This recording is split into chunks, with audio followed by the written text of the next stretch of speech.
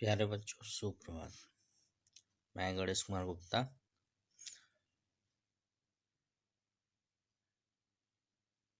आज का वीडियो जारी कर रहा हूँ।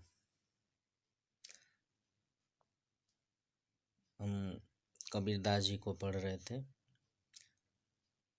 साखियाँ हम पढ़ चुके हैं। शब्द पढ़ेंगे। शब्द का अर्थ शब्द या वाणी। कबीरदास जी अपनी वाणी के माध्यम से साधु संतों को संदेश देना चाहते हैं कि वे बाह्य आडंबर के चक्कर में न फंसे, बाहरी दिखावे के चक्कर में न फंसे, ईश्वर को अपने अंदर ढूंढने की कोशिश करें। मुँह को कहाँ ढूंढे बंदे, मैं तो तेरे पास में। ना मैं देवल ना मैं मस्जिद, ना काबे कैलाश में, ना तो कौने क्रियाक्रम में, नहीं योग वैराग में। खोजी होए तो तुरते मिलियो, पल भर की तलाश में।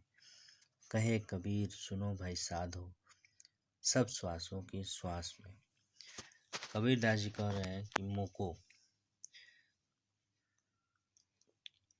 मुझे, हे बंदे, हे भक्त, तुम मुझे, ईश्वर कहते हैं कि तुम मुझे कहाँ ढूंढते हो, मैं तो तुम्हारे पास ही में हूँ। उसको ढूंढने के लिए तुम इधर उधर विभिन्न तीर्थ स्थलों पे जाते हो, उसकी कोई ज़रूरत नहीं है। मुझको कहाँ ढूंढे बंदे, मैं तो तेरे पास में। ना मैं देवल ना मैं मस्जिद, ना मैं किसी देवालय में हूँ, ना किसी मस्जिद में हूँ, न किसी काबे में हूँ, न किसी कैलाश में हूँ, न तो किसी धार्मिक स्थल पे हूँ।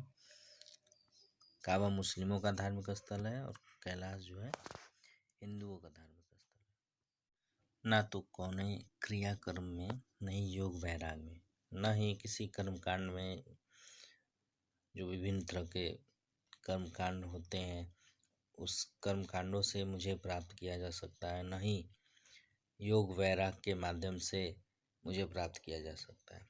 खोजी होए तो तुरते मिलियो, पल भर की तलाश में। अगर खोजने वाला होगा तो तुरंत मैं प्राप्त हो जाता हूँ, एक पल की तलाश में।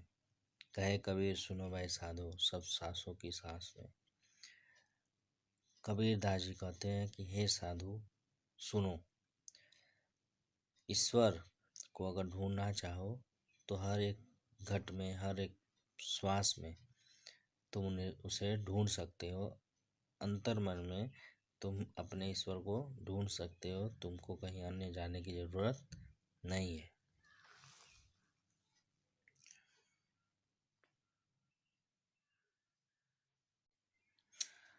अगले शब्द में कबीरदास संतों को ज्ञान की महिमा के बारे में समझा रहे हैं कि संतो भाई आई ज्ञान की आंधी रे।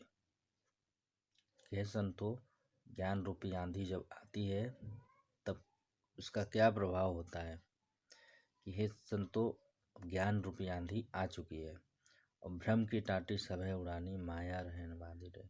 और जो भ्रम रूपी टाटी है, टाटी का अर्थ यहाँ पर्दा है,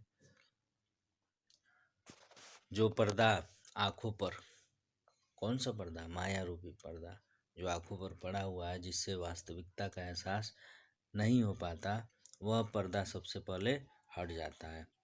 हित चित्त की द्वैथुनी गिरौनी, मोह बलिंडा टूटा।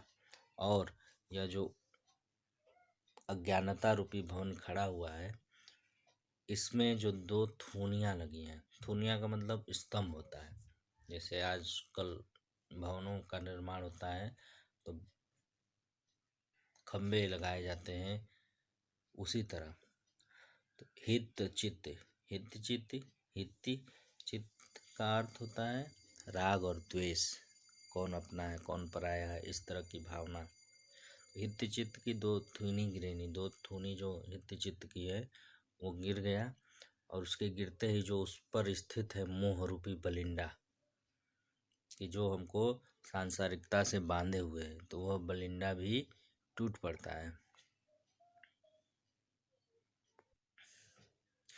और बल्ली के टूटते ही तृष्णा छानी परी घर ऊपरी, कुबुद्धि का भांडा फूटा।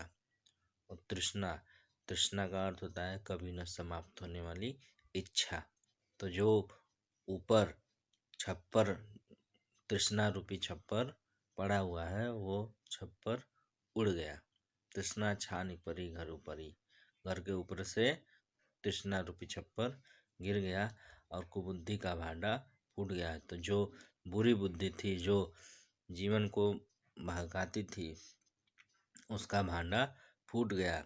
अब जोग जुगति करी संतो बांधी, संतों ने क्या किया, योग रूपी युक्ति करके उसको अच्छी तरह से बांध दिया है।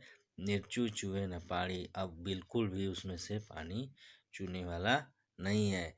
कूट कपट काया का निकस्या, हरि की गति जब जाड़ी।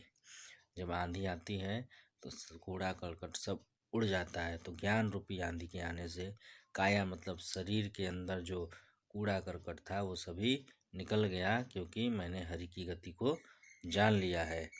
आंधी पीछे जो जल बूठा, और आंधी के पीछे, आंधी के बाद जो प्रेम रूपी भक्ति रूपी जल की बारिश हुई, उसकी उस बारिश में, उस हरि के प्रेम में पूरे लोग भीग रहे हैं।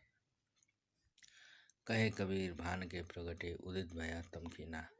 कबीर दास जी कह रहे हैं कि भान के प्रकटे यानी सूर्य के प्रकट होने से जिस प्रकार अंधकार छट जाता है, अंधकार कम हो जाता है, अंधकार समाप्त हो जाता है, उसी प्रकार ज्ञान के आलोक से जो मन में विकार था, मन में दोष था, वो सब समाप्त हो गया और ईश्वर को हमने मन में ही प्राप्त कर लिया। अब यह शब्द भी समाप्त हुआ। आगे अभ्यास प्रश्न पर चर्चा होगी। धन्यवाद।